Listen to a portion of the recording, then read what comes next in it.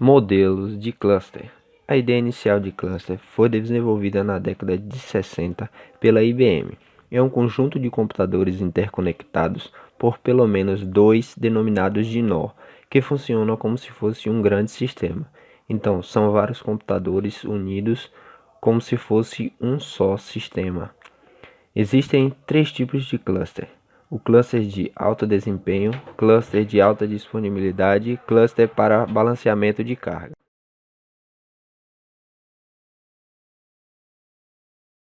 O primeiro modelo de cluster que iremos abordar é o cluster de alto desempenho. Conhecido como cluster de alta performance, ele funciona permitindo que ocorra uma grande carga de processamento com um volume alto de gigaflops ou operações por segundo. Então, são várias máquinas juntas tendo uma maior capacidade de processamento em um servidor.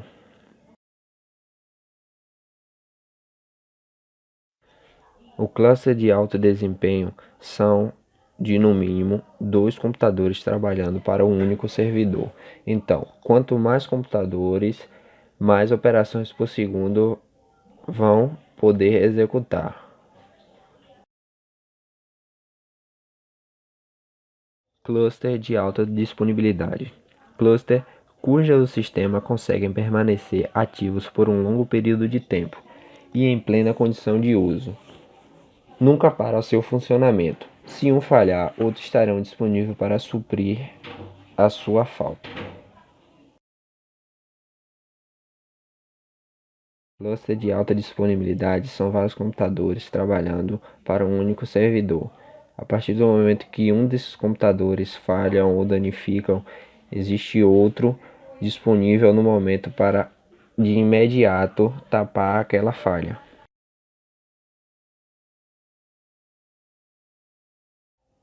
Cluster para balanceamento de carga. Tem como função controlar a distribuição equilibrada do processamento. Se um nó falhar, o processamento é distribuído entre os nós disponíveis no momento. O cluster para balanceamento de cargas tem como função balancear todo o processamento entre os computadores disponíveis naquele cluster. Então, se um computador falha, o processamento é distribuído entre os computadores disponíveis igualmente, fazendo com que um computador não sobrecarregue e outros fiquem com pouco processamento. Sendo assim, todos os computadores terão o processamento balanceado, agilizando o tempo e processamento de dados no servidor. Estilos arquitetônicos. Estilos arquitetônicos é o conjunto de regras que se deve definir para um sistema ter um formato. É sua abrangência, é seu estilo visual, é o contexto, controle e gerenciamento do software em definir funções e é seu banco de dados. Nos estilos arquitetônicos existem quatro tipos de arquiteturas. São elas: arquitetura em camadas, arquitetura baseadas em objetos, arquiteturas centradas em dados e arquiteturas baseadas em eventos. Arquitetura centrada em dados são processos que se comunicam por meio de um repositório comum. É um banco de dados central desse tipo de arquitetura, onde todos os componentes têm acesso frequente aos dados de outros que utilizam o mesmo banco, podendo sempre atualizar, adicionar, modificar ou retirar os dados contidos neste banco. Os componentes clientes executam processos independentemente e podem enviar dados entre si, usando o mecanismo que coordena a transferência de informações entre esses clientes do banco. Esse modelo de arquitetura é basicamente um depósito de dados central, onde todos os clientes guardam seus arquivos nele e podem livremente atualizar, adicionar, modificar ou retirar os dados contidos neste depósito. Então, todo cliente tem livre acesso para modificar seus dados, apagar seus dados no depósito de dados. Todos os clientes podem trocar informação livremente sem nenhum tipo de interrupção. Arquitetura baseada em camadas. São organizados em camadas, onde o componente da camada 1 pode chamar o componente da camada 6. As requisições descem pela hierarquia, então existe uma hierarquia entre essas camadas e as respostas fluem até a camada que enviou essa requisição.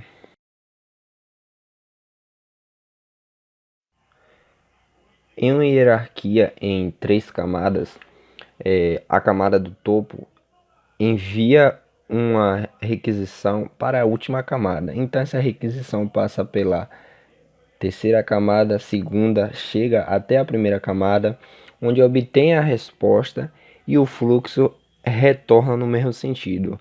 Saindo da primeira camada, passa para a segunda, para a terceira e chega a resposta até a camada que enviou a requisição.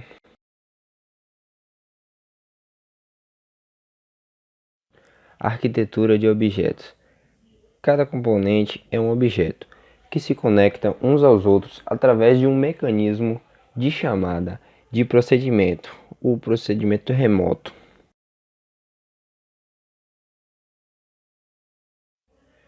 Em um grupo de computadores, cada computador é um componente, é um objeto e se conectam, trocando informações. Se um método é chamado A1 que não obtém resposta, é direcionado a outro até obter a resposta. Todos os componentes estão interconectados para trocar informações e chegar à resposta do método, a chamada.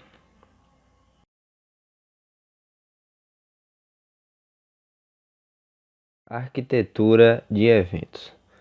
Para falar sobre arquitetura de eventos é preciso esclarecer o que é um middleware. Um middleware é um software de computador que fornece serviços para aplicações de software. O middleware facilita aos desenvolvedores de software implementarem comunicações e entrada e saída de forma que eles possam focar no propósito específico de sua aplicação. Na arquitetura de eventos, os processos se comunicam em essência por meio de propagação de evento. Opcionalmente, também transportam dado. Sistemas publicam, escrevem, processos publicam eventos onde o middleware assegura que somente os processos que subscrevem nesse evento o receberão.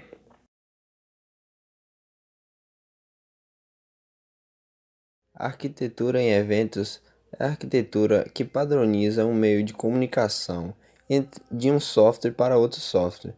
Ela vai facilitar a comunicação e viabilizar que esta comunicação seja segura entre os dois softwares, facilitando um único meio de comunicação entre os dois.